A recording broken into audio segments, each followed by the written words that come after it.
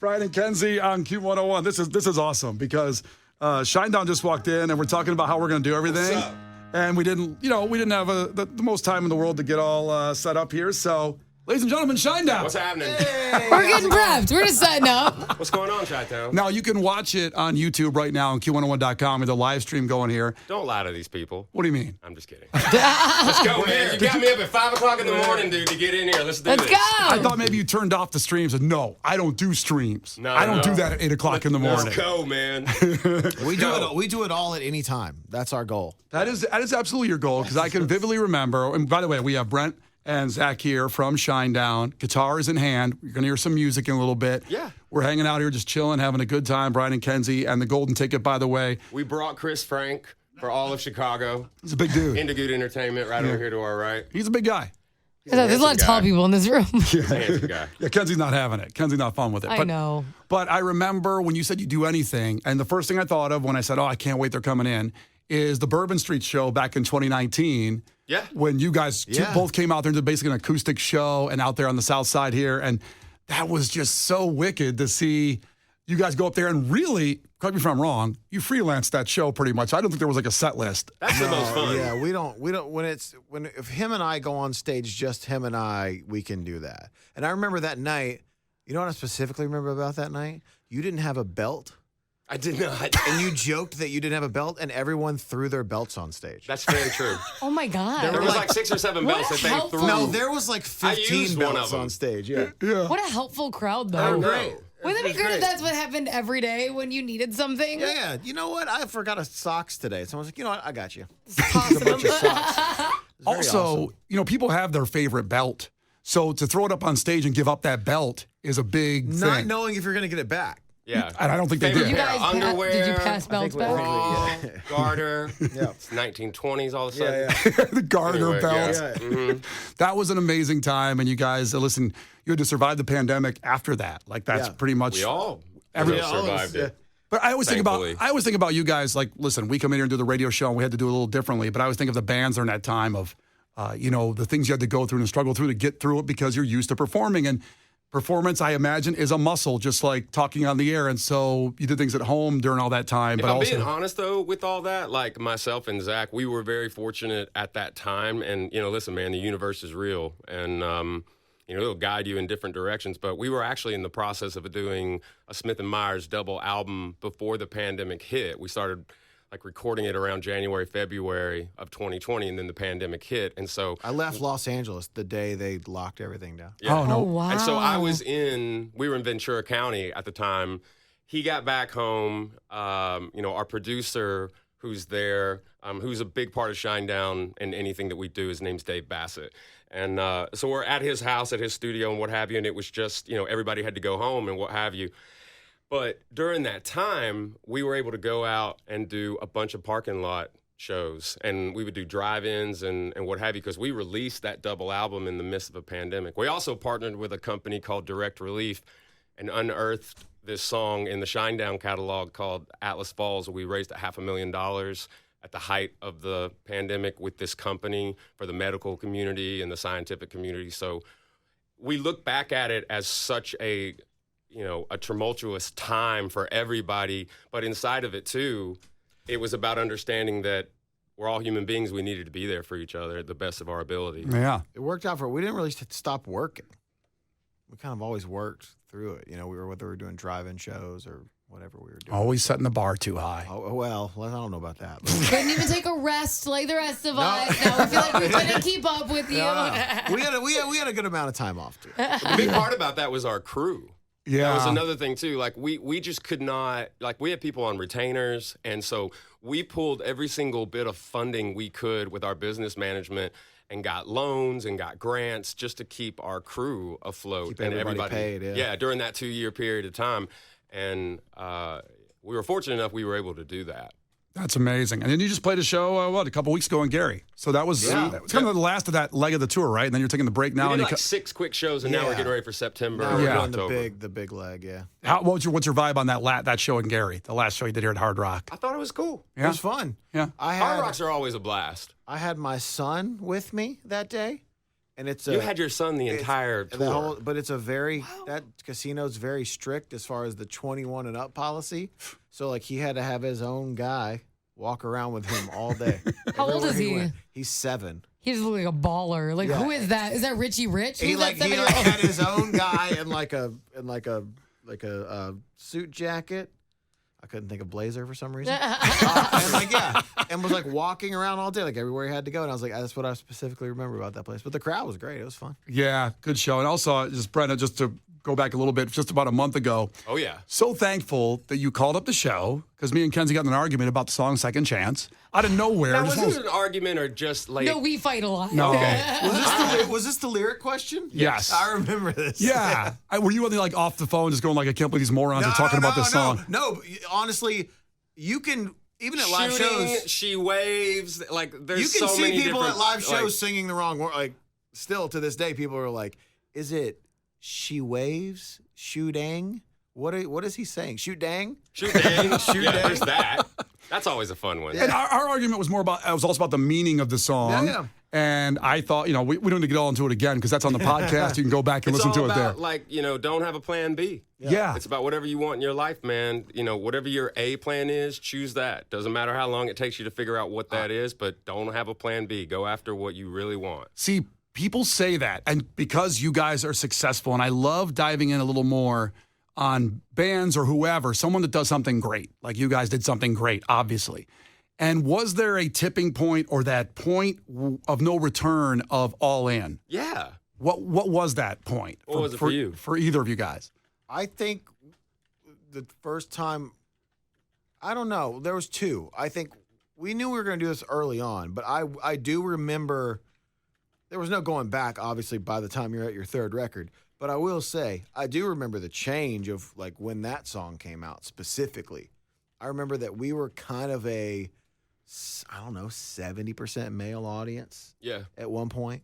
And then we were playing in Boise, Idaho at this place called the Knitting Factory. I think it was called the Big Easy at the time. And we looked out. Shout out to dudes. Yeah. And we looked out and it was like the audience had changed, is what I'll say. And we were like, do they think someone else is playing tonight?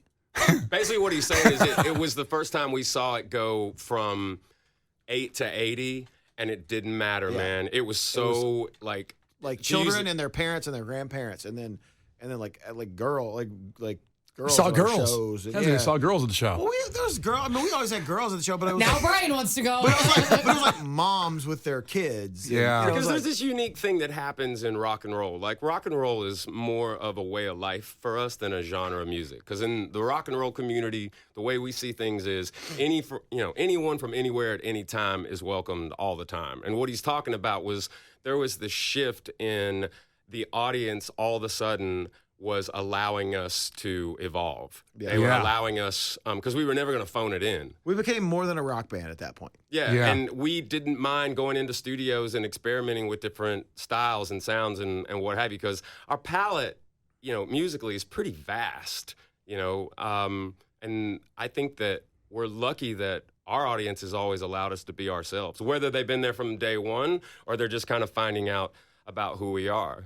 This song, A Symptom of Being Human, is kind of like, it's starting to have this rise, but it's because of radio and it's because of the audience. So we kind of bring it back to terrestrial radio, because the one thing for us is, as a band, massive part of our success has been terrestrial radio. That's why we care about it so much. Well, now, because you've kind of gotten the freedom from your fans to do what you like best and to go with your creative freedom, is there any genre that you haven't ventured into yet that you'd really like to? Not really. I mean, we kind of just go in there full on every time. Touched on everything. Like, we've kind of been the band that we call it like a no-lane highway, right? So like everyone's like, stay in your lane, stay in your lane. Like, we don't have lanes. Like, to me, music shouldn't have lanes anyway. I think that when you create art, I think that the art is what matters, and there shouldn't be parameters on said art, So I think I don't know. I mean, not really, because we kind of listen to everything as a band. I think we've kind of touched on I don't know if we've ever ventured into the polka world, which I knew he was going to to. go with polka. Right I out of the would gate, want man. to. Chicago would love that huge Polish population there. So I mean, Weird Al's got that on lock. I mean, I don't think we can compete. There's like EDM type tones on certain records. Forget the Survival has some of that stuff. You know, the song "How Did You Love" almost when it starts has like an EDM type beat when it starts. There's like a couple different songs where we've gone into different things. So I don't know. I think it will. I think it will ever evolve. I think you also got to understand, for us, we call it staring down the beast. And what staring down the beast is, that's when you're looking at a blank piece of paper. Mm-hmm. That's when you're looking at, a reel-to-reel, or you're looking at a Pro Tools session and there's no sound waves on there just yet, and you've got to create something out of nothing. So we always walk into it really open-minded, and Zach likes to talk about it when we're in a writing phase of a record. It's a safe room. No ideas are dumb. Like, don't hold it in. Like, spit it out, man. If you got something, let's go. I mean, because there's no rhyme or reason to how we write songs. We just get in there and we just do it. Some songs come quickly, and they're gifts at times where, a song, it wants to be born so badly that it kind of utilizes you as a vessel, and it just, you're in the room, and we'll look around at each other sometimes when that happens, and you can actually, like, physically see the energy in the room change. And that's why we do it, though. That's awesome. Because it's, you're trying to get to those moments, man. That's why music is powerful. It's medicine to a lot of people. But well, your music has done a lot of medicine to a lot of people. We're going to hear some in a minute. We're so happy you guys came in without even the show going on. They just stopped by Q101 because, I don't know, we're feeling the you're love. playing this song that we're about to play. Yeah, we are. We weren't even. Thank you, by the way. We weren't even in Chicago. We were like, we're going to make a special trip. That's so sweet. Makes you Very feel nice. important. I guess, we don't reward that enough in society anymore, of just saying, you guys, like, yeah, we're coming in. You guys are playing the song. We're going to come play. But to us, it's like today everybody just wants to do everything over Zoom. Everyone wants us to do it that way. And Well, I they love don't you care guys about being us because people are dancing, do it on TikTok, and then they don't care about Yeah. coming in. No, that's not fun. We don't want to do that. No. That's not fun for us.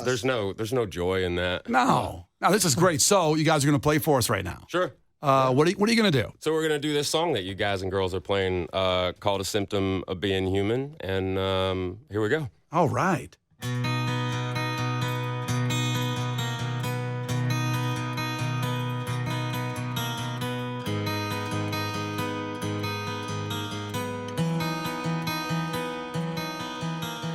I can still remember me and Miss November rain, beautiful and strange, always so inclined, coloring outside the lines. Yeah, you were never on time. You've always been slightly awkward, kinda weird, upside down and not all here. What's wrong with me and you is crystal clear. Sometimes I'm in a room where I don't belong, and the house is on fire and there's no alarm, and the walls are melting too. How about you? I've never been the favorite, thought I've seen it all, till I got my invitation to the lunatic ball, and my friends are coming too. How about you? You don't worry, it's all just a symptom of being human.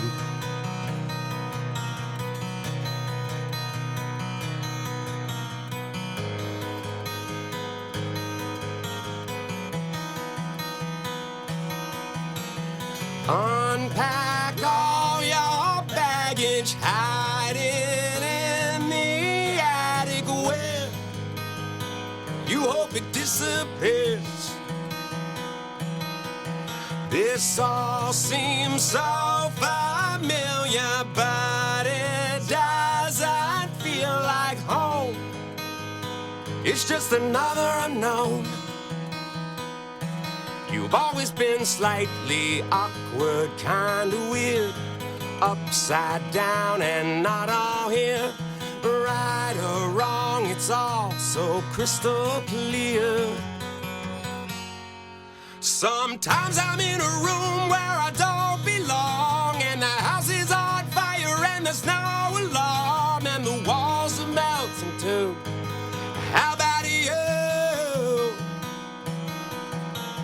I've never been the favorite, thought I seen it all, till I got my invitation to the lunatic ball, and my friends are coming too. How about you? You don't worry, it's all just a symptom of being human.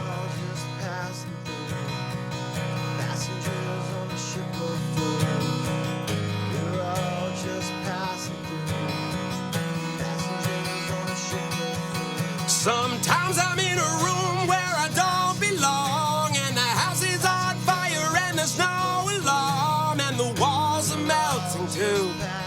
How about you? I've never been the favorite, thought I seen it all, till I got my invitation to the lunatic ball, and my friends are coming too, on a ship of fools. You don't worry, it's all just a symptom of being human.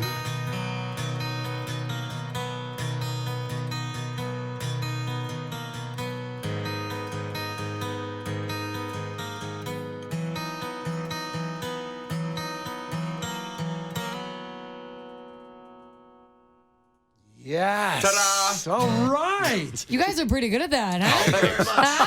That is Shinedown hanging out with us here. That is your 8:30 in the morning performance. I That's love killer. it. Yeah, I'll just be the behind the scenes because you're watching on the cameras here at Q101.com and on YouTube. And obviously, it's Brent and Zach. That's Planet Zero, which came out a year ago, Yeah. a week ago, or 2 weeks ago, something like that. Yeah, it came out 2 weeks ago. Yeah.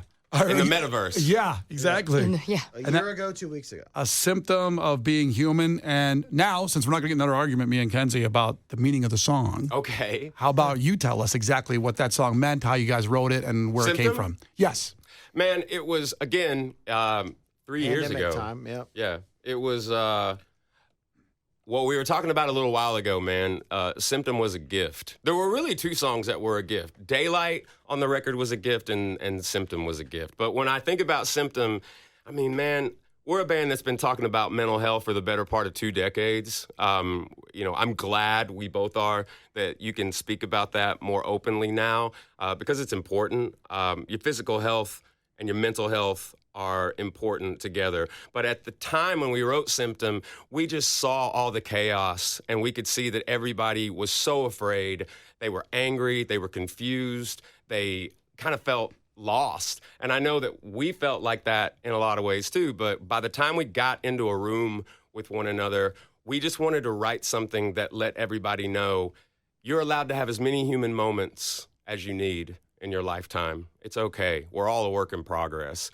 And what's been amazing about the song is that there's so many people that have come to us and said that it's almost a song that people will, I mean, there's this like young 15-year-old girl the other day when we were out doing those last 6 shows, and she goes, I put it on when I'm getting ready to have a panic attack, and it snaps me out of it. Oh like, my hearing gosh. things like that and understanding that, that's the beauty of music, man. It can evolve and it can be whatever you need it to be at that time. And I think that Symptom is just a reflection of what it talks about. We're all a work in progress. Take a deep breath. Life is a journey.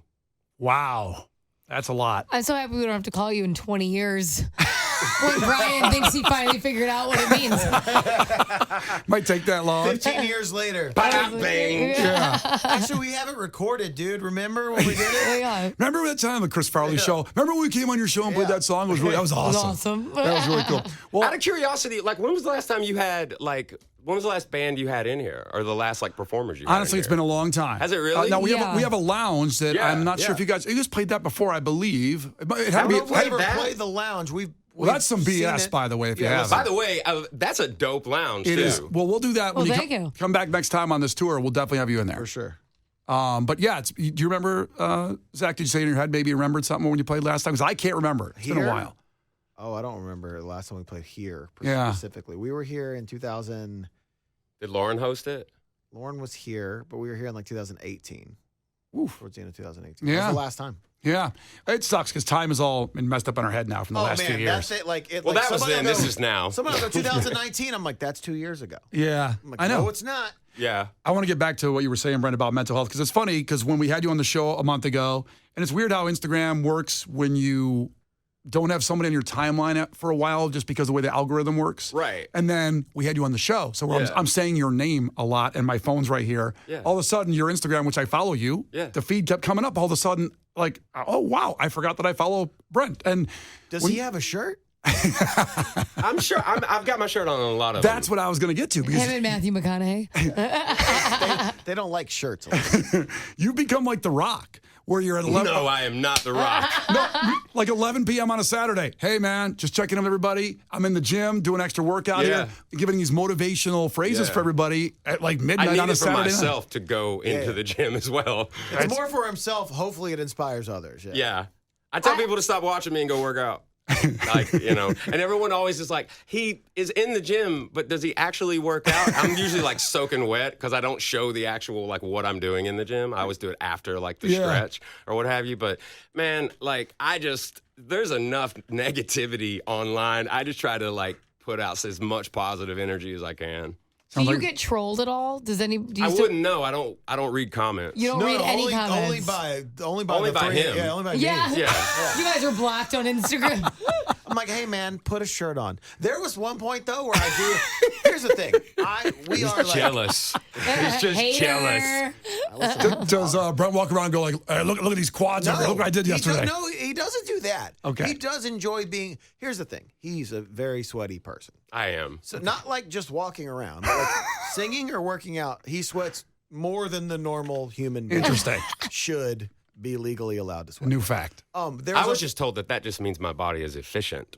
Sure. There was a point though where I had to be like he kind of forgot he had a personal account. So one day I went to the Shinedown account and it was like, when you look at the feed and it's like you see up to 12 like photos, and I screenshotted it and every single one on the Shinedown account was him shirtless. The last 12 things, and I go, hey man, you got to go on your own account and do this. I was like, I don't know, And I'm all trying to that sell does, tickets, baby. honestly, it probably helped. yeah, all that does is have me double down Yeah. on everything. So I was like, just, yo, all right, listen, there's a lot of shirtless here. There's been no songs posted, no tour dates, just your nipples. yeah. They people- were written on his nipples. You I didn't know. see the dates. That's They'll what we zoom did. in. That's Look at me. That's the new promo tool. You had to zoom in. Yeah, he's gonna write the dates on his chest and be like, "What's up, guys? I'm in Dayton, working out. Speaking of Dayton, we're gonna be here tomorrow." Just check out my left nipple. Yeah. The date's It's all on just there. one giant Right here. nipple, like in the center of my chest. Yeah. Well, listen, I think it's pretty inspiring what I saw. And I wasn't in Zach's world there of saying, hey, we have a band, by the way. Get your shirt on and let's schedule it's stuff. fine. Honestly, whatever sells to the audience. If he's got to be shirtless, Damn it, we'll do it. let's move these tickets. You know? Yeah, man. We got a wild fall, man. We got Spirit Box and Papa Roach coming out with Yeah. us in September and October. I'm not even going to own a shirt. Yeah. Like, it's not Amazing. even going to happen. We're gonna try to get you and Jacoby to both go shirtless. I'm going, Yeah. bring it on. I'm looking for Any day of the week. Yeah, I'm looking for a date. Don't see another, because you just were here. I don't see another Chicago date on that in the area, but I'm sure one will You happen. can travel. Yeah. What's the closest? Let's see I here. don't know, what is the closest? Detroit, St. maybe? Louis would be the closest. Oh, St. Louis and Detroit St. are Louis about the and same. Detroit. Yeah. Yeah. St. Louis is the first date of the tour, so that will be September 3rd Yep. at the Hollywood Casino Amphitheater in St. Louis. You can get out of this traffic. Jeez, Yeah. forget it. Yeah, Are they ever going to, do you think that there's ever going to not be construction on the roads No. and out of Chicago? So, It's like it's fun for them. I think it's like a fun activity, and people's like, they won't Texas is stop. the same way. They won't stop. so I always live, under I live up by construction. Wrigley Field, which is only a couple miles from here. Okay. Kenzie lives 47 miles from downtown in Elgin. Oh, my gosh. Yeah. What? I spend. How I do you sp- get here? I drive. You do drive? I didn't know if you Yeah. like took a train. But you got to get here early enough where there's not a ton, probably. It's but fine. when you leave, But yeah, so like when we worked Lollapalooza over the weekend, I spent over 2.5 hours getting home. And I cried. No. I needed I needed the hours? mental health music. Sure, That's what I well, make sure you're needed. folling Brent on his Instagram. Seriously. Sometimes crying is, crying in the car is a good thing to do. I did a lot of it. It didn't feel great at the Everybody time. in their car right now is like, I can't take it. You're going to have a great day. Everybody in your car right now, you're going to have a great day. If you take your shirt off, Brent. When I have to plan trips around Chicago traffic, so I have a place in Wisconsin, and we always drive there from Tennessee to Wisconsin. We drive there all the time, and I've got to leave at either 5 a.m. to get through it, Yeah. Mm-hmm. or I leave like later at night and then stop like right before. and then spend the night and then finish it out. I want to sell that place in Wisconsin. Yeah, no. Where in Wisconsin? What's the address? It's like it's a town with like no stoplights and 6 stop signs. So I'll say Tell the story about I'll say it's your. in Sheboygan County. I love that. Okay. Tell the story about your neighbors burning your cardboard. Please. So I live our house. This is in the type Wisconsin, of place he lives. It's Mayberry. It's straight up Mayberry. Sure. Like no crime whatsoever. I mean, it's not. Put it this way. Well, it sounds like arson. Not I even, don't know. not even considered a town. It's considered a village. That's how small it is. Okay. And so when we moved in, it's a very small knit community. When we moved in, we have these 2 neighbors next to us, Ann and Denny, and we're obviously getting a bunch of stuff in, appliances, boxes, all this stuff. So we would wake up and like stuff would be gone, like all our trash. And we're like, what is happening? And so we get up one day, and they had taken, and I mean, flattened out. The cardboard was 6 feet tall. Mm-hmm. I did it like up to my head, like I'm 6 feet. I am not. But even flattened out. So one day we come up, and like it was like 8 a.m. I go outside. He had cut up every piece of cardboard into like an 8x10 square. He had to get up at 4 o'clock in the morning, and it was all bundled up, and he was starting to burn it. In his backyard. I was like, dude, this is like the greatest place I've ever been in my entire life. Got to cook some brats, need the cardboard to get the thing fired up there. 100%. Did he even introduce himself? No, I mean, I know you had himself. the names and everything, but did they even himself. Yeah, but then it got to the point where like he was like letting himself in my house to hell put no. mail in, and like somebody's in the shower. I'm like, all right, Denny, you're gonna have to stay out a little bit. This sounds like it could turn into a horror movie later in life. Yeah. Like it 100%. starts so sweet. I'm not gonna say that I can physically take Denny, but I definitely could. So Yeah. let's not. You can handle Calm Denny. down, Denny. Denny's at least in his 80s. I feel like Denny needs to be on your side, though. Yeah, Denny's a good neighbor to have. I'll say that. If you can't take a Denny, you might want to look in the mirror and start doing Brent's workouts at 11 Tim p.m. Anderson on- couldn't take Like Denny. Like Jose Ramirez thing. You never By know the way, what's you gonna were happen. showing me this fist fight on the mound over there. I'm just kind of like, which that's not a mound, that's a base. It was second base where Yeah, Tim yeah. Anderson from the White Sox But got. you're right, man. The guy got in his stance, and then he got, That was a weak stance. Sorry, Sox fans. That was not a good stance. Well, do I you think guys- they realize based on the results. I don't think this is breaking news. Yeah. When he got in that stance, I was like, he's going down. This isn't good. It's something I asked an hour ago because do you have a moment in your whole career or personally or whatever that you knew you effed up? Because Tim Anderson knew he effed up when he squared off. Didn't realize Jose Ramirez was going to take him out like that. Is there a moment? No, not that I can think Not of. like- I mean, I've forgotten words on stage and stuff like that. and been like, no. He went on stage one time, and he probably should have went to the bathroom before the show. oh, yeah, there was so what that. was the moment? There was that. Forgot about that. Where do you think the moment was where you were like, should have went to the bathroom? 6 songs in, All right. when you had to do a 25-minute blues infusion. All we know is he goes, I gotta go to the bathroom. I'm like, all right. And then Not only did I go to the he's bathroom, gone. I'm just gone. I come back at a completely different outfit. Yeah. Let's just put it that way. Zach says, this is my chance to finally shine and shine down. No. I was not ready to No, shine. he was like, where the hell is he? He needs to come back now.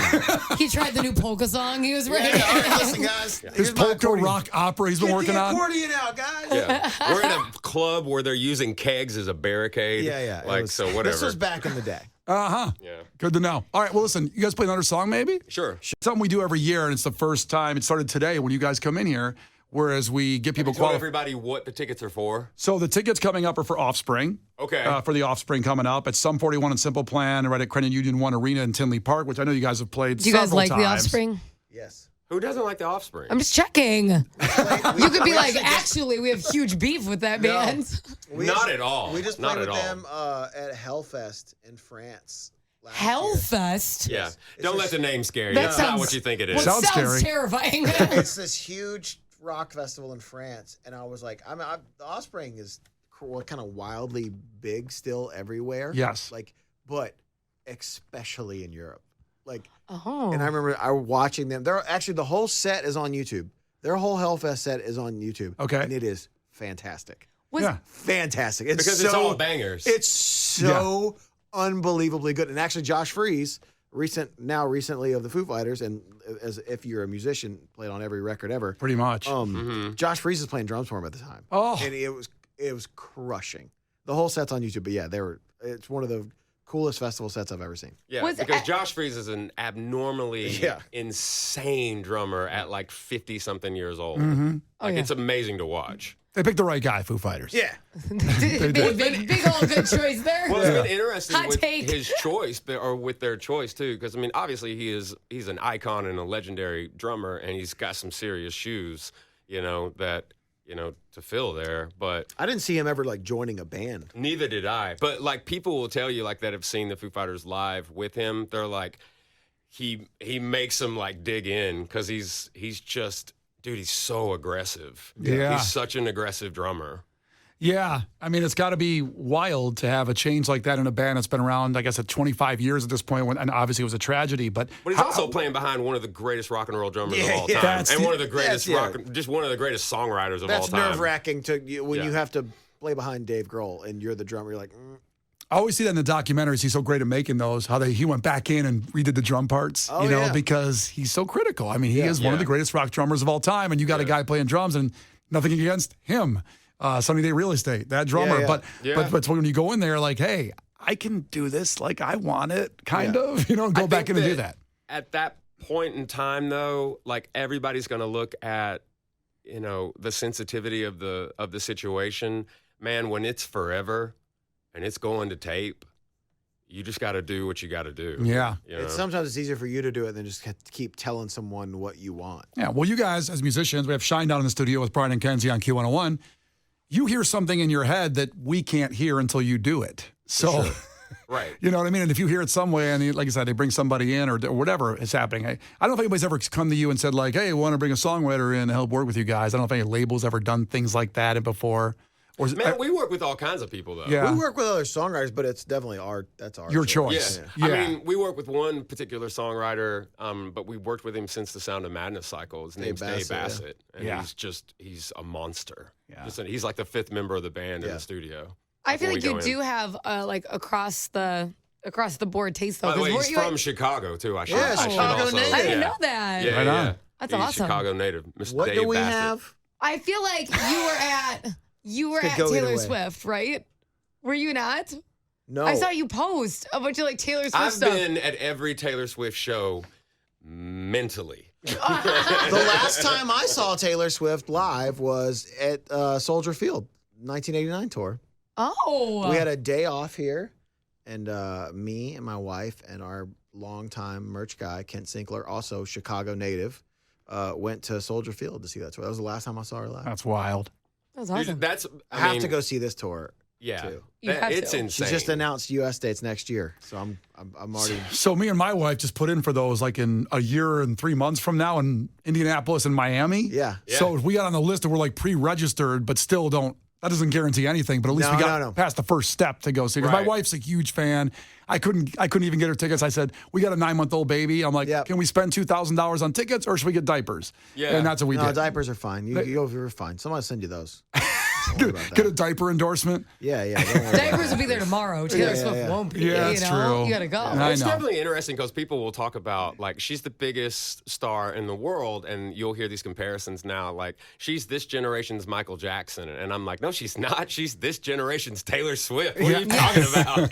Like, She's her own thing. Yeah, Yes. man, she's her own thing. It's definitely, she's always been this huge artist. And for someone that size, like, to me, like, she's great for music just as the same as, like, Ed Sheeran to me is great for music. In the sense of, like, for a kid, like, the Ed Sheeran thing I love because if a kid is going to a show in a stadium now, because he only does stadiums now, and sees a guy by himself on stage playing a guitar in front of 73,000 people, yeah, that's good for music. That makes a kid want to pick up a guitar. Didn't he break the record in Jersey? It was like 90,000 At Giant people. Stadium, yeah. He broke the record here at Soldier Field, too. Yeah, because the way the stage was built, he could fit more people in. So Yeah. he's broken the record, I think, at like 6 stadiums in the U.S. Taylor Swift will be on a stool next time. Oh, yeah. I got to break all these records. We take the stage down so we can fit more people in here. This is my former opener. Well, but beating me in ticket sales. Yeah, I mean, but the other thing too, like specifically with her, and honestly with all the artists that are out there right now, coming out of a pandemic, if you go back 100 years when the last one was, like, that's when the Roaring 20s happened. You had the Spanish flu in 1918, 1919, 1920s, and then everything was like the Roaring 20s, and then 100 years later, we had what happened here. I remember telling people in 2020, like when this occurred, I was like, when we come out of this, and we will, because it's not the first virus in human history, it's not going to be the last, you are going to see one of the most extraordinary roars back to live entertainment that you will ever witness in your lifetime. And, you can see it, but also, too, going back to not only the crew and the people that put these shows up day in and day out, the men and women that, first one's in, last one's out. When you have a tour of that magnitude and it's going into all these different countries, these different cities, she's helping not only, the touring industry, but she's helping the hotel industry. She's helping restaurants, Big local time. businesses. I mean, it's such a massive onslaught that she's doing. And to every artist out there, like, people will look at these stadium shows, and there's a lot of artists that are now going into stadiums, but people forget, too, there's 8 billion people on the planet now. And so there's a lot more people. But the thing is I just look at what she's doing and all the bands that are out there really trying to do their best and give the best performances they can, but they're also giving back to the community. So when you go out and you pay money for those concert tickets, you're helping out local businesses and you're supporting everyone. So keep doing it. 100%. So I we love got it. Shinedown here with Brian and Kenzie on Q101, and we're going to hear some more music. Yeah. Let's see. Let's go back to the one we had an argument on. You're going to play Oh my God. It's going to turn into a fist fight. You guys got good chemistry, though, man. How long y'all been doing this show together? Not long. Not long. I've been here for a long time, and Kenzie joined the show about 4 months ago, believe it or not. On your 19th birthday, right? Yeah. Congratulations. Yeah, well, You'll be thank old you enough guys. to drink soon. Thank you. I'm very excited about Can't it. wait to get that White Claw. It'll be perfect when I can drink that. But you're playing to play Second Chance. It's, Yeah, man. And also, the Golden Ticket coming up in about 5 minutes. It's Brian and Kenzie on Q101. You guys are amazing. All right, let's do it.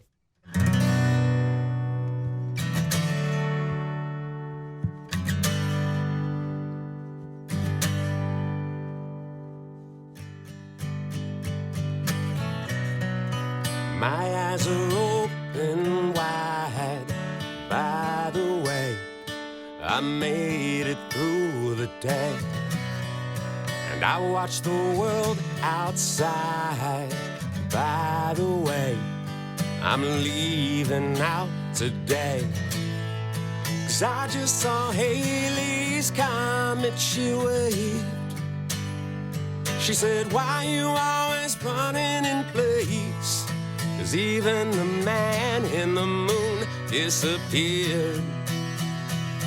He's somewhere in the stratosphere. So tell my mother, tell my father that I've done the best I can to make them realize this is my life, and I hope they understand. 'Cause I'm not angry, I'm just saying, you know, sometimes goodbye is a second chance. Please don't cry one tear for me. I'm not afraid of what I have to say. This is my one and only voice, so listen close. It's only for today. 'Cause I just saw Haley's comet. She waved. She said, why you always running in place? 'Cause even the man in the moon disappeared. He's somewhere in the stratosphere. So tell my mother, tell my father that I've done the best I can to make them realize this is my life, and I hope they understand. 'Cause I'm not angry, I'm just saying, you know, sometimes goodbye is a second chance.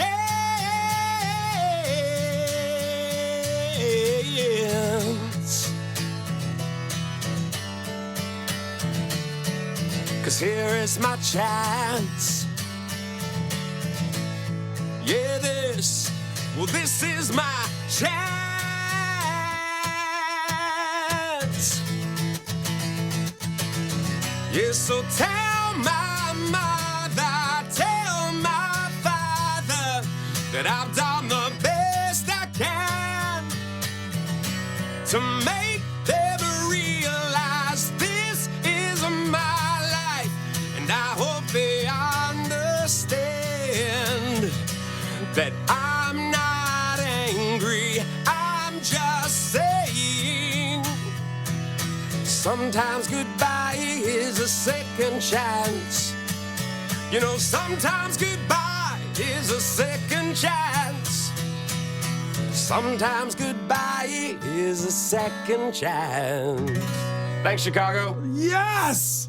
Yes! good. Thank you so That much. was very good at 8:30 and 9 o'clock in the morning. Yeah, it's It's 9 now. good. It's 9 now. That's It's not, Shinedown. listen, yeah. Sorry. See, You once got plenty of room to warm up. there's plenty of room at 9 a.m. I That- should have had that. Oh, goosebumps. Someone said that song's about refusing to do the dishes when you're a kid. You know what? That's what it is. They've outed me. They've totally outed me. Dang it! The real meaning of the song, we finally got there. Brent I'm not Zach- doing the dishes. Wow. Thank you so much. Hey, man, thanks for having us. We had an absolute blast. We appreciate all the support. So Brent and Zach from Shinedown, Planet Zero. Go get the album. The tour with Papa Roach and Spirit Box starts in about a month. Yep. And we'll get our Chicago date and get you part of the golden ticket. And just, be well, guys. So Thanks happy you a lot, guys man. came in We here. appreciate y'all. Appreciate it.